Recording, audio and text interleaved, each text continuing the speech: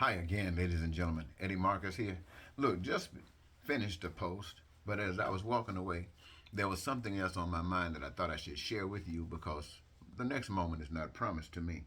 But let me ask you, what would happen, do you think, if the mega preachers, you know, the people that got thousands of people listening to them every Sunday and so on, if the mega preachers, all of them, and the prosperity preachers, all of them, what would happen if the next time they meet, they told their congregation that God was actually separating the sheep from the goats,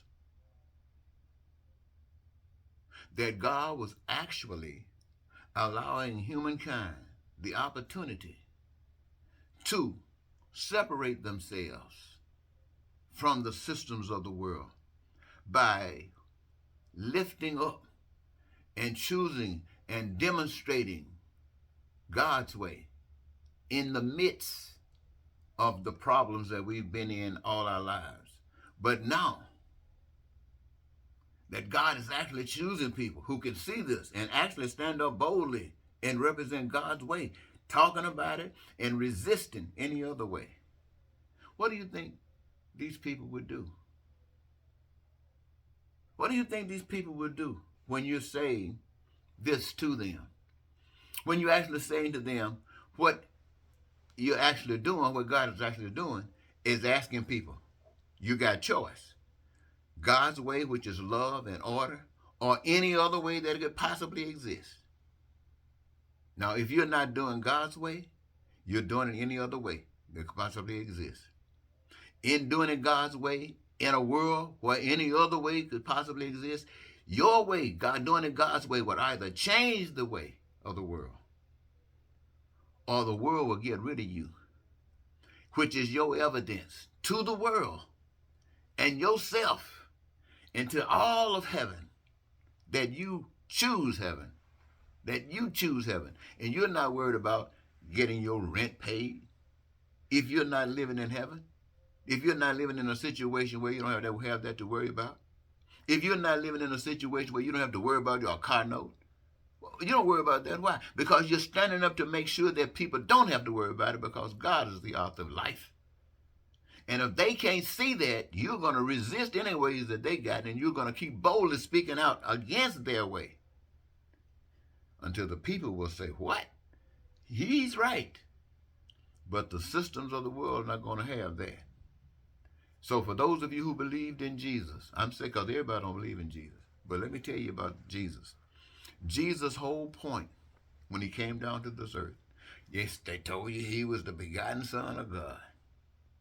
Out of all the things that he did is something that you, my friends, possibly could never do. Well, somebody said, well, I did the computer, I did the watch. Well, let's leave that alone. You can't make nobody walk or make the blind see. Anyway, all of that. And the world says you are legitimate only if I get the glory. The world gets the glory. Not God. The world. Whoever's on the throne. Well, if it's in America, probably the president or Russia, whoever, they get the. And Jesus said, what? No way, Jose. And every action that he took led him straight to the cross by those who said they love God and by those who love the system. But he walked straight onto the cross and looked down at the whole world and said, Father, forgive them if this is true. I'm just telling you what the story says. Forgive them, for they know not what they do.